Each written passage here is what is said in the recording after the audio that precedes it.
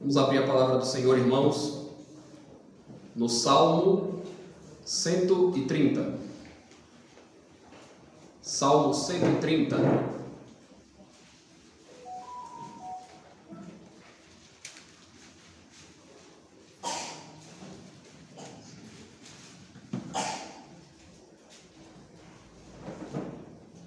Cântico de romagem.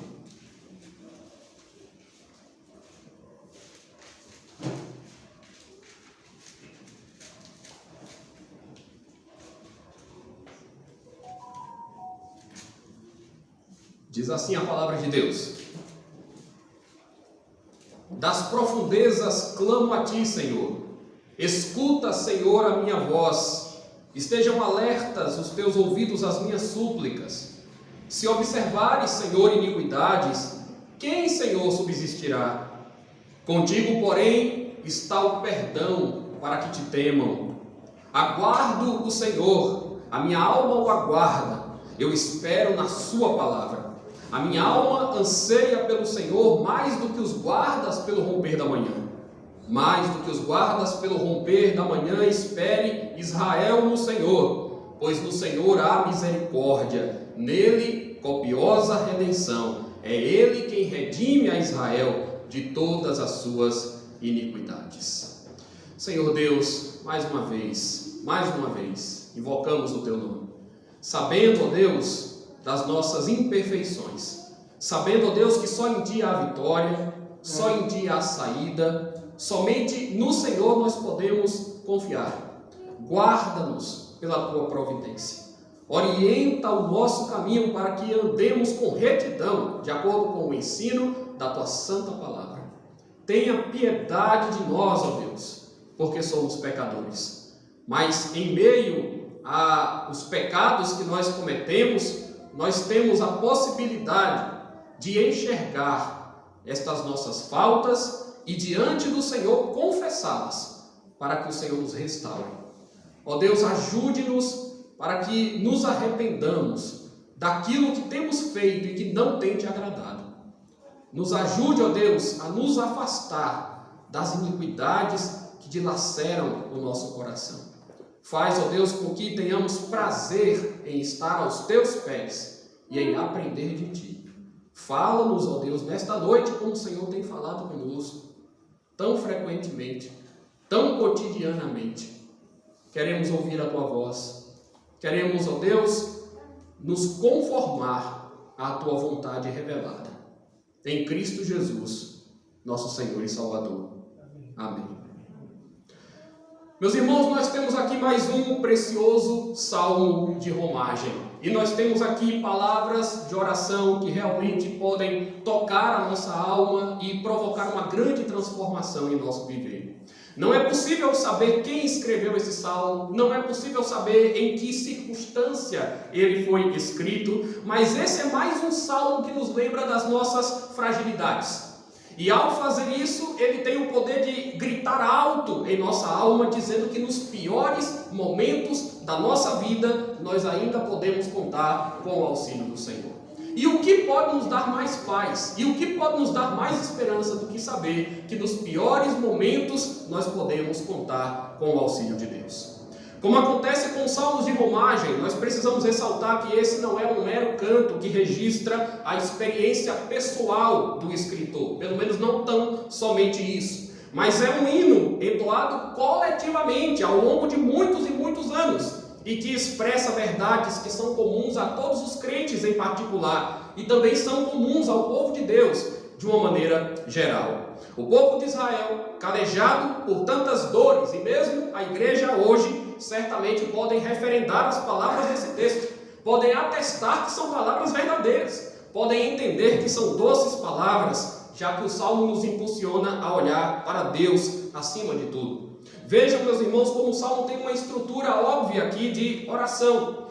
Aqui, claramente, nós podemos perceber que o escritor se pronuncia de uma forma honesta, sincera, realista, quebrantada, humilde diante de Deus. É assim que ele se coloca, como nós também somos chamados a fazer. Quem assim se apresenta diante do Senhor soberano encontra alívio, encontra paz. Quem se coloca dessa forma, através de Jesus Cristo, diante de Deus, encontra graça e socorro para a ocasião oportuna.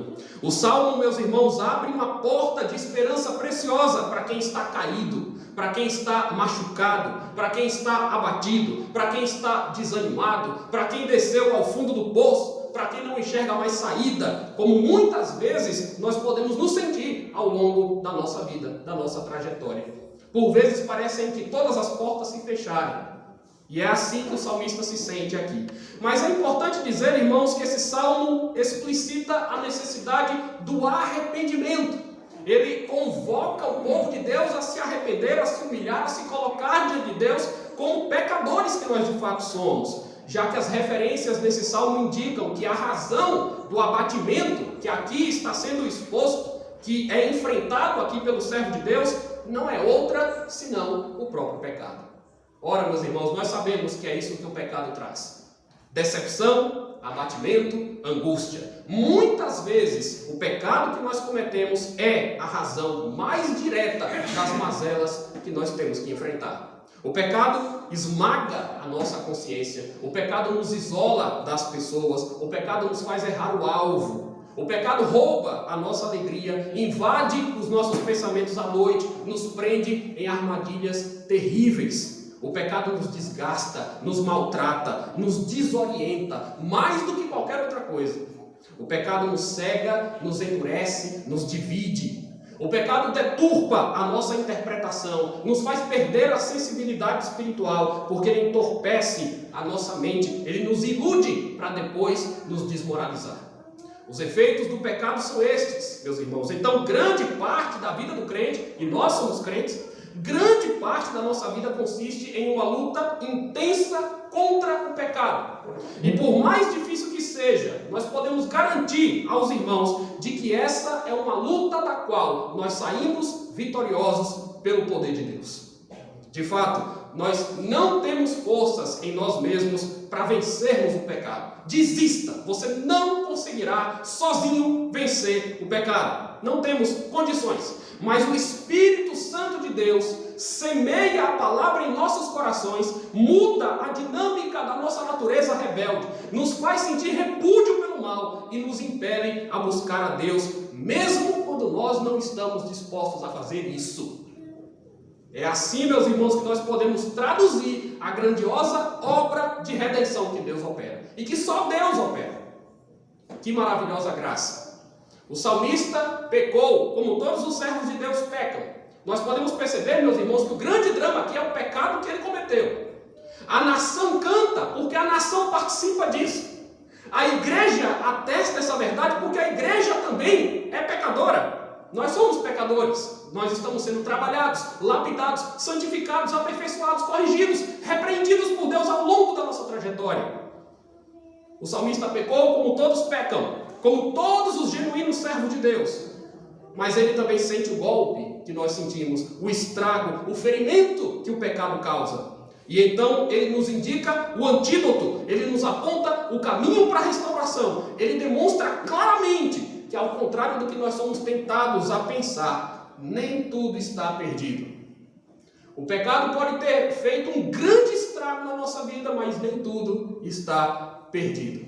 E essa é a grande boa nova da salvação, o Evangelho. Esse é um salmo, meus irmãos, arrebatador.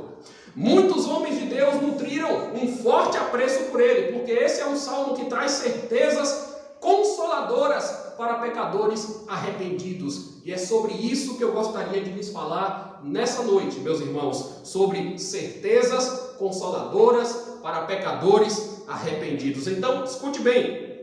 Se você se deixou levar pelo engano, se você disse palavras tolas, se você acumulou ressentimentos, se você buscou mais prazeres do que a Deus, se você foi inconsequente, se o pecado te atormenta, há 3 coisas importantes que você deve aprender hoje aqui. E a primeira delas é a seguinte: não existe abismo tão profundo que seja capaz de bloquear a nossa comunicação com Deus. Esse é o primeiro fato que consola o nosso coração quando nós caímos no pecado. Não existe abismo tão grande que seja capaz de bloquear a nossa comunicação com Deus. Na verdade, meus irmãos, o que faz separação entre nós e Deus é o próprio pecado.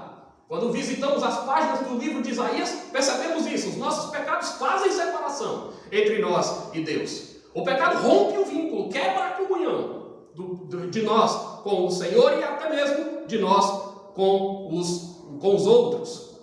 Mas o ponto aqui, irmãos, é o pecador arrependido. É sobre esse que eu estou falando, sobre o pecador arrependido. Não estou falando sobre aquele que quer continuar vivendo no pecado. Não estou falando sobre aquele que deseja o pecado e que faz com que o pecado prevaleça sobre o sentimento de buscar a Deus. Não. Eu estou falando sobre o pecador que percebe, que reconhece a sua necessidade e que declara a sua dependência de Deus. Sendo o arrependimento um dom do próprio Deus, Ele mesmo providenciou a solução para quando as transgressões nos causarem pesados incômodos e elevadas aflições. Observem as palavras iniciais do salmista, irmãos, nos versos 1 e 2. Das profundezas clamo a Ti, Senhor. Escuta, Senhor, a minha voz. Estejam alertas os Teus ouvidos às minhas súplicas. Meus irmãos, essas são palavras que denotam urgência diante de uma profunda angústia. Das profundezas, Senhor, eu clamo a Ti. Essa é a primeira expressão, não é? E esse salmo, aliás, é conhecido dessa forma, é intitulado dessa forma, das profundezas.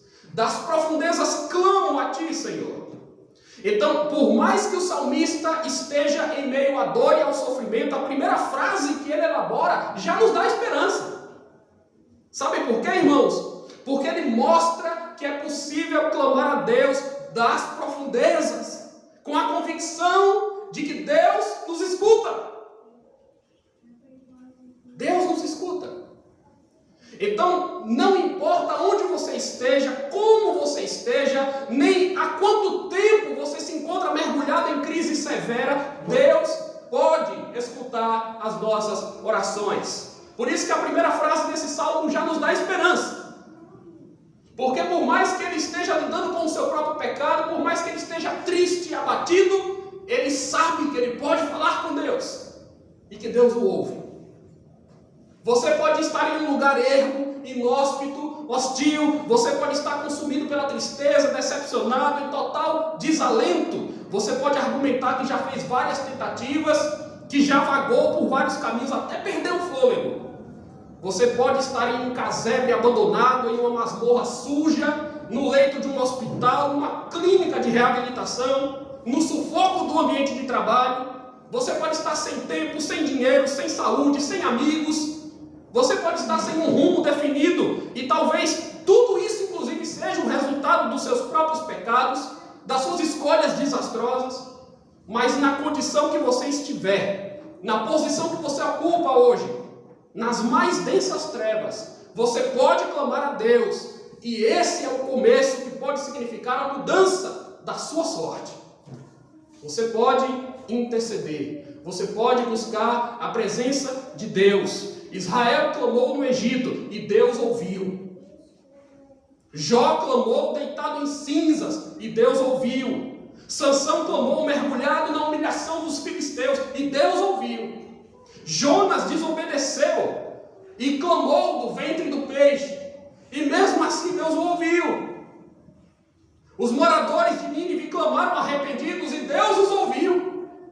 Paulo clamou do cárcere e Deus ouviu. João clamou do exílio de uma ilha e Deus ouviu. Não existe lugar, condição, distância. Não existe qualquer coisa nesse mundo, meus irmãos, que impeça a nós de fazermos uma oração ou bloqueie os ouvidos de Deus para que não nos ouça. Então, estas palavras trazem esperança para nós, porque elas mostram que há um socorro, que há uma porta, que há um braço estendido para nós. Portanto, pense bem nisso. Como você está nessa noite? Algum pecado te enlaçou? Alguma sombra paira sobre a sua cabeça? Alguma preocupação aflige, agita o seu espírito. Algum drama familiar te desestabilizou. Fale com Deus. Fale com Deus. Nós somos instados a fazer isso. Você pode pedir o que o salmista pediu. Senhor, escuta a minha voz. Só que tem algo tão importante, irmãos, quanto saber que nós podemos falar com Deus em qualquer situação. Sabe o que é? É saber que Deus fala conosco. É saber que Deus se revela a nós. É saber que Deus não se esquece de nós. Que Deus se faz presente o tempo todo. Como o crente compositor dessa canção entende muito bem. Ele entende muito bem. Então, é Deus quem manda as pragas e liberta o seu povo da escravidão. É Deus quem cura Jó de suas enfermidades. É Deus quem faz o peixe cuspir o profeta e lhe dá uma nova chance de obediência. É Deus quem se coloca ao lado de Paulo e o encoraja. É Deus quem permite que João tenha visões inspiradoras. Estes homens clamaram por Deus. Estes homens foram ouvidos por Deus. E Deus se colocou ao lado deles. E Deus os ajudou.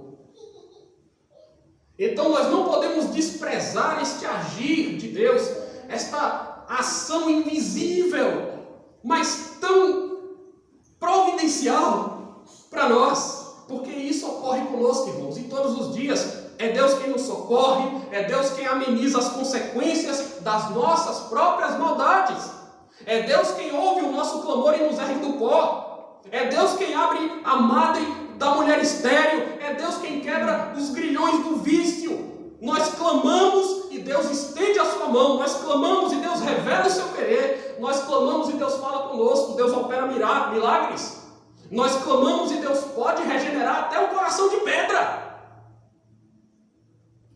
Pode ser que estejamos em um lamaçal de pecado, pode ser que o desespero nos deixe fracos, pode ser, irmãos, que nós sejamos realmente culpados. E certamente nós somos responsáveis por muitos dos nossos problemas. Mas ainda assim, é extraordinário saber que não existe cova, buraco, abismo tão grande que impeça a nossa voz de, na mediação de Jesus Cristo, chegar ao trono de Deus. E mesmo que estejamos envolvidos em misérias incontáveis, Deus não se faz de surdo, Deus não está desatento, Deus não é indiferente e insensível. Ele vai ouvir, Ele vai agir no tempo e do modo como Ele quiser. Essa é a primeira grande lição. Não existe abismo tão grande que seja capaz de bloquear a nossa comunicação com Deus. Quando Deus quer falar conosco, Ele fala. Quando Deus quer nos encontrar, Ele nos encontra. E quando nós quisermos e formos impelidos a buscar a presença de Deus, nós o encontramos. Em segundo lugar, a segunda certeza consoladora para o pecador arrependido é que não existe pecado tão grave que não possa receber o perdão de Deus. Não há pecado tão grave que não possa receber o perdão de Deus. Essa é precisamente a razão do nosso clamor. Quando nós cedemos às tentações, quando nós tropeçamos, quando nós somos apanhados em nossas próprias astúcias. O Salmo agora, irmãos, abre os nossos olhos para que vejamos nitidamente as duas faces de uma mesma moeda. Porque de um lado nós temos a impotência humana e do outro lado nós temos a benevolência divina. Nos versos 3 e 4, nos deparamos com uma pergunta retórica e com uma afirmação categórica. Se observares, Senhor, iniquidades, quem, Senhor, subsistirá? Você percebe que o problema dele era o pecado? Ele está se colocando diante de Deus e dizendo: Senhor, eu sou pecador, eu sei que eu errei, mas se o Senhor observar iniquidade, quem subsistirá? Quem resiste? Quem pode se manter de pé? Mas contigo está o perdão. Eu vou a ti com alegria, eu vou a ti com esperança, eu vou a ti consolado, porque eu sei que eu posso encontrar perdão no Senhor. Meus irmãos, todos aqueles que estão de pé estão sujeitos a tombar. Esse é o alerta das Escrituras. Aqueles que estão em pé, cuidem para que não caiam. Mas mesmo aqueles que não necessariamente escandalizam com práticas públicas odiosas, têm a noção de que os pecados que nos prejudicam tanto vão bem além das meras ações ou de um comportamento inadequado. Portanto, nesse sentido, todos nós estamos em uma situação de semelhança absoluta. Quem pode se manter de pé ante a constatação de que todos pecaram e destituídos estão, assim como carentes são, da glória de Deus? É isso que nós encontramos na Epístola aos Romanos. Todos pecaram e todos carecem da glória de Deus. O pecado está no agir, no pensar, no sentir. O pecado está no falar, no ouvir, no olhar. O coração do homem é corrupto e Jesus já explicou muito bem o que é que pode brotar dele. A luta contra o pecado, irmãos, não pode ser subestimada, porque se os ídolos nos dominarem, eles exigirão o sacrifício da nossa própria vida. Se os ídolos nos dominarem, nós viveremos para satisfazê-los, e nunca eles se satisfarão. Paulo reconhece que nem sempre ele fazia o que ele gostava de fazer, porque ainda que desejasse praticar o bem, ele notava em seus ombros uma outra lei que o fazia prisioneiro. É nesse contexto que ele exclama e pergunta: desventurado homem que sou, quem me livrará do corpo dessa morte? A resposta vem na sequência: graças a Deus por Jesus Cristo, nosso Senhor. É olhar para si mesmo e se ver impotente. É olhar para Deus e enxergar o Senhor benevolente. Graças a Deus. Porque o que eu não posso fazer, Ele pode. Então, meus irmãos, o que é que nós vemos? O que é que nós podemos afirmar? Que essa é uma batalha perdida para nós, não para Deus. Não tem como. Nós não conseguimos destruir os efeitos do pecado. Nós não conseguimos viver sem pecar num só dia. É uma batalha perdida para nós. Mas não é uma batalha perdida para Deus. E olhe, Deus decidiu vencer o pecado em nós. Por isso, meus irmãos, Ele é quem nos redime e nos chama a uma novidade de vida. Por isso Ele nos perdoa e nos santifica. Por isso, no mesmo lugar em que Davi diz: eu nasci na iniquidade e em pecado me concebeu a minha mãe, como se ele estivesse dizendo isso, tá? O pecado é algo um tanto quanto inato na minha natureza. Eu já nasci com ele, eu fui concebido assim. Eu não tenho como escolher outro caminho.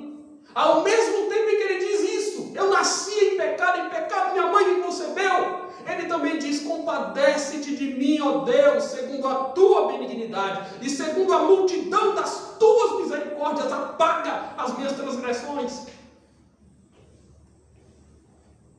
Então ele olha para Deus, ele pensa na misericórdia de Deus, ele suplica o perdão de Deus. E é por isso que nós também podemos declarar que onde abundou o pecado, superabundou a graça. A nossa doutrina se centra na graça. A nossa fé se centra na graça. A nossa religião, meus irmãos, é graça pura. Aqui nós precisamos ser muito cônscios dessas coisas. Aqui, meus irmãos, nós não podemos ser estúpidos como o fariseu que olhava para o publicano e se achava diferente. Todos nós aqui, todos nós, teríamos que nos retirar envergonhados e constrangidos se tivéssemos ouvido Jesus dizer: aquele que dentre vós estiver sem pecado, seja o primeiro que lhe atire pedra. Mas o apóstolo João, que nos contou a história de como Jesus salvou aquela pecadora, também escreve na sua primeira epístola que se confessarmos os nossos pecados, Ele é fiel e justo para nos perdoar os pecados e nos purificar de toda injustiça. O que é que o Salmo faz aqui, meus irmãos? O que é que o salmista faz aqui? Ele confessa o seu pecado, ele vai a Deus sabendo que ele é pecador. Ele não coloca justiça própria à frente das suas palavras. Ele sabe o que ele fez, ele sabe quem ele é, mas ele confia em quem Deus é. O pecado é grave, sim, O pecado é grave e não pode ser minimizado.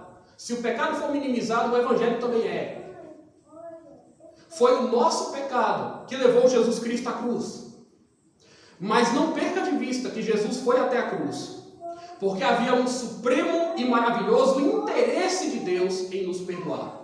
Havia um supremo e maravilhoso interesse de Deus em promover a reconciliação conosco.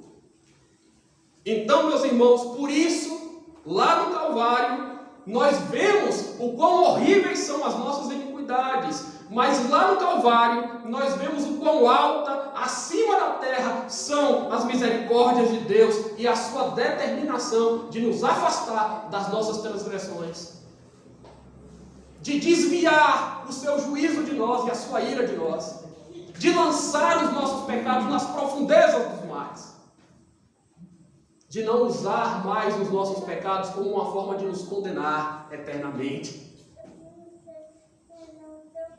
As misericórdias do Senhor são a causa de não sermos consumidos, e elas se renovam, e se renovam, e se renovam a cada manhã.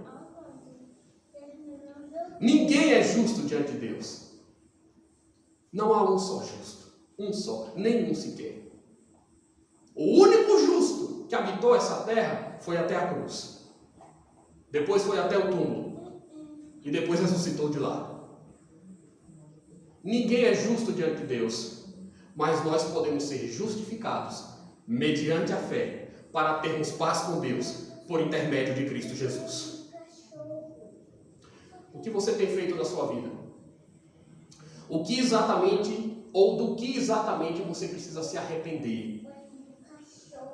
Que ideias estranhas são essas que sobem na sua mente? Que revolta é essa que existe na sua alma? Que lágrimas são essas que rolam no seu rosto? Que orgulho é esse que faz você perder a sensatez? Arrependa-se do seu pecado e receba o perdão que Deus te oferece. Essa é a mensagem de Deus, irmãos, que cotidianamente vem a nós. Abandone a justiça própria, abandone a prostituição, abandone a avareza, abandone a mentira e faça tudo isso olhando para a cruz, de frente para a cruz. Porque por mais esforços que nós façamos, se Deus observar as nossas iniquidades, nenhum de nós subsiste. E Deus não precisa de lupa para olhar os nossos pecados, eles estão escancarados. Até para nós, que também somos pecadores. Se observares, Senhor, iniquidades, quem, Senhor, subsistirá? Mas com Deus está o perdão. O texto diz, com o Senhor, com Deus está o perdão. E isso nos faz amá-lo, e isso nos faz desejá-lo, e isso nos faz temê-lo. Não tem ninguém nesse mundo que tenha ido a Deus arrependido e não tenha recebido o seu perdão. Ouça bem, não tem ninguém nesse mundo que tenha ido até Deus, recorrer a Ele, arrependido aos seus pés e não tenha recebido o perdão.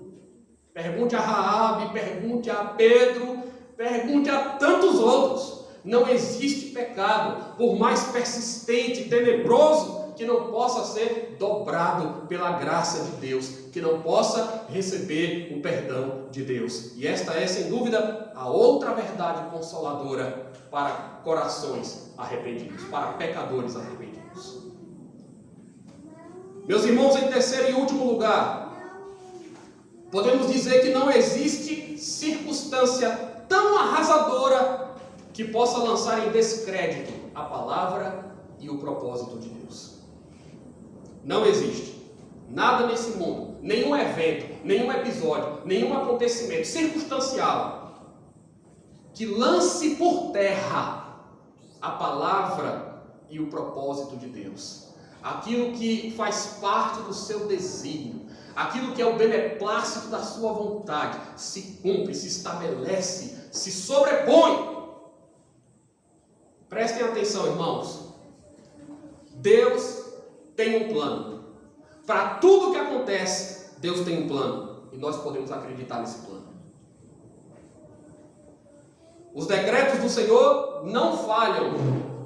E não é só de pão que nós vivemos, mas nós vivemos de tudo aquilo que procede da sua boca.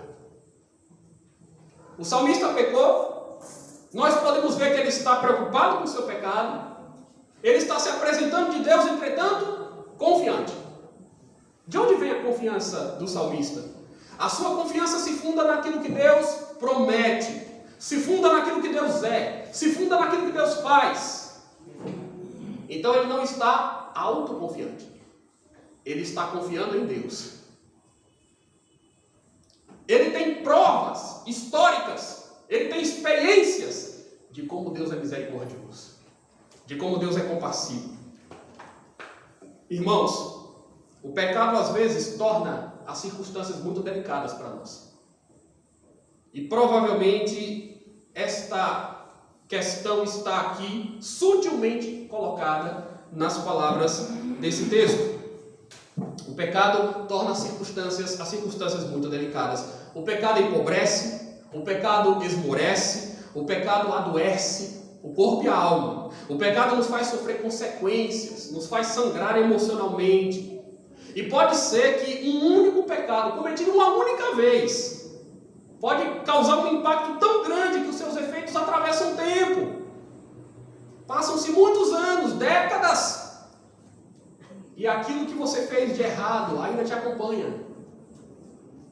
Alguns pecados que cometemos fustigam tanto a nossa mente, que não são poucos os exemplos de pessoas que mesmo no leito de morte ainda carregam uma enorme culpa.